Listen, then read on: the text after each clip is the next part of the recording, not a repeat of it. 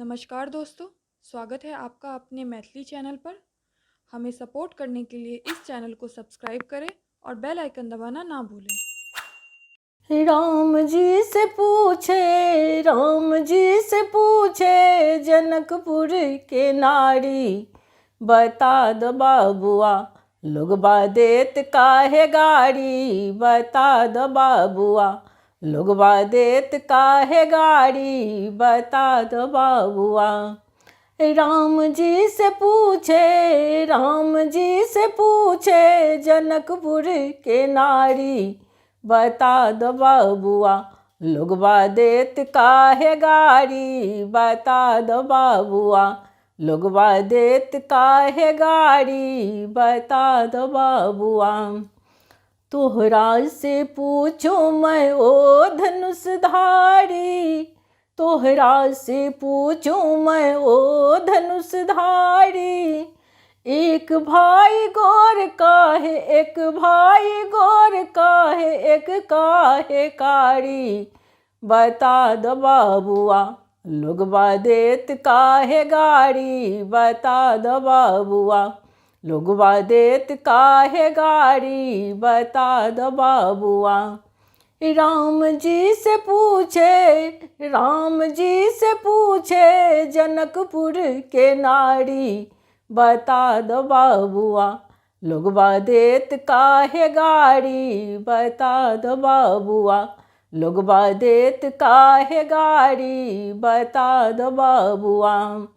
राजा दशरथ जी केलन होशियारी, राजा दशरथ जी केलन होशियारी, एकटा मराद पर, एकटा मराद पर तीन तीन गो नारी, बता दो बाबुआ लोगबा देत काहे गाड़ी, बता दो बाबुआ लोगबा देत काहे गाड़ी, बता दो बाबुआ।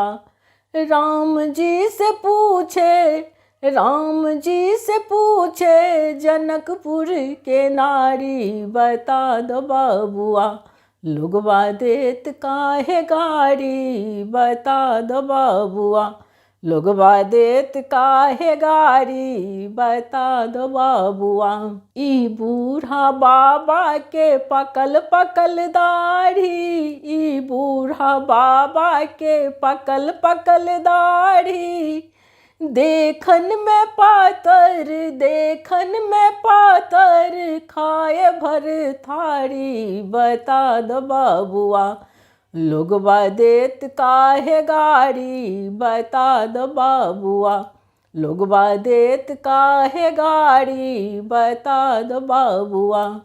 राम जी से पूछे, राम जी से पूछे जनकपुर के नारी, बता दो बाबुआ लोगबा देत काहे गाड़ी, बता दो बाबुआ लोगबा देत काहे गाड़ी, बता दो बाबुआ।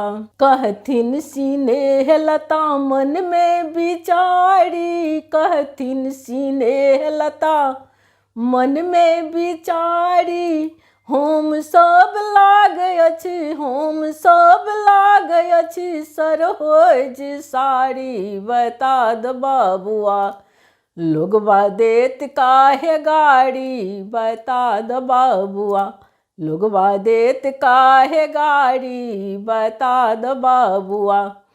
राम जी से पूछे, राम जी से पूछे जनकपुर के नारी, बता दो बाबुआ लोगबा देत काहे गाड़ी, बता दो बाबुआ लोगबा देत काहे गाड़ी, बता दो बाबुआ लोगबा देत काहे गाड़ी, बता दो बाबुआ लोगबा देत काहे गाड़ी, बता दो बाबुआ।